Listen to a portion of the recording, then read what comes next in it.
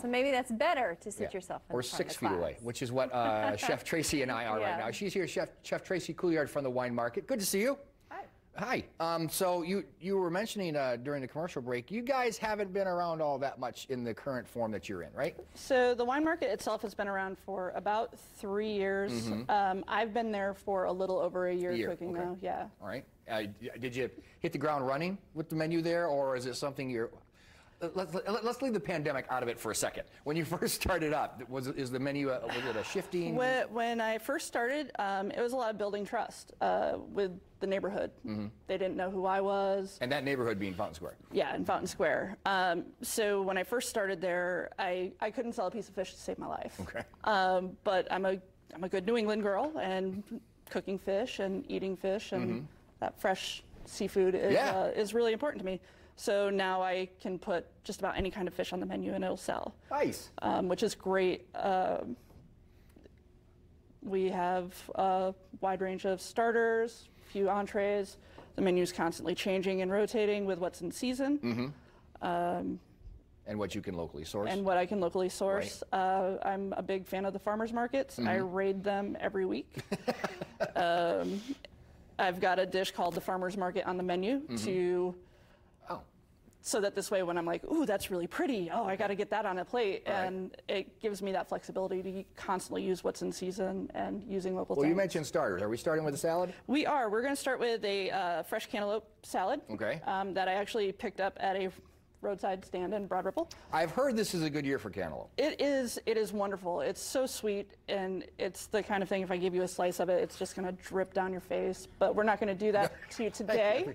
At least not till the end of the hour. We're going to try to keep it. We're going to try to keep it tidy for you. All right. So what do you need to do to get started? What do I need to do? I just need to start breaking this cantaloupe down. I'll make some whipped goat cheese using Caprini Creamery goat cheese. Yeah, delicious, wonderful stuff.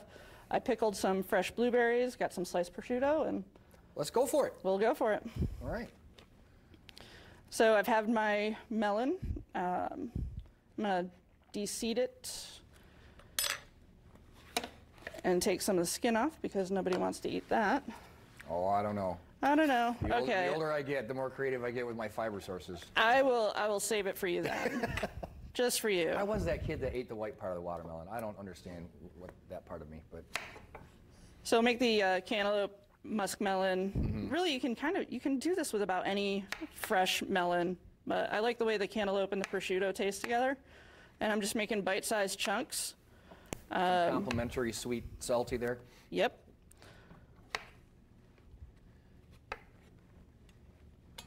So when you first got, where are you from originally? You said New England girl. Yeah, so originally I'm from Connecticut. I moved here in June of '98. I am still, obviously, a New England fan of sports. Football season gets a little dicey for me. But it's a great conversation starter. But then when I say I'm from New England, they're like, oh, well, okay, that makes sense. It's fine. My son has that same hat. He could not care less about the Red Sox, but his name starts with B. So people pepper him with questions about the Red Sox. And he's like, I just like the letter. So, yeah, I grew up listening to the Red Sox. And I say listening to the Red Sox because my grandfather would listen to the Red Sox on the radio. And the Mets. So I could have chose between the Mets and the Red Sox, and I really like to be self-loathing, so I went with the team that got beat by the Mets. Oh, great. Well, we'll introduce you to our evening anchor, Phil Sanchez, huge Mets fan. Perfect. Apologetically. Yeah, the Darryl Strawberry years, good times. So, yeah, Red Sox fan, New England fan. I'm adding a little squeeze of lemon juice in here. We're just going to whip this up real quick to kind of thin it out. So a little lemon juice, some salt, a little bit of olive oil. And we want to make this so it's still thick, but not runny. Gotcha. As soon as I figure that out.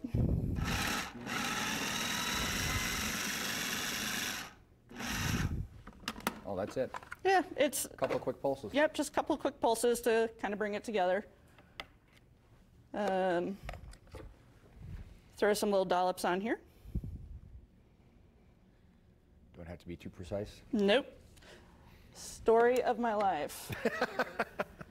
You know, it's kind of like when you're a kid and you kind of stash things all over the place. So you want to be able to get a little bite of everything in each bite. Yeah.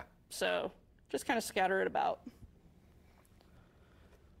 I will, because the cantaloupe is so sweet, I'm going to put a little bit of salt on there. Oh, on top? Okay. Yep, just to get that salty sweet We action want you going. to keep going. You're going to go with the blueberries and the prosciutto, and then we're going to show the finished product a little bit later, and then we're going to deal with scallops, Amber. You know how I am about scallops. I know, I love I'll do anything scallops, for too. relatively anything for scallops. And I like the salt idea on the cantaloupe too. That Sure. mixture there, salty and sweet. Thank you guys.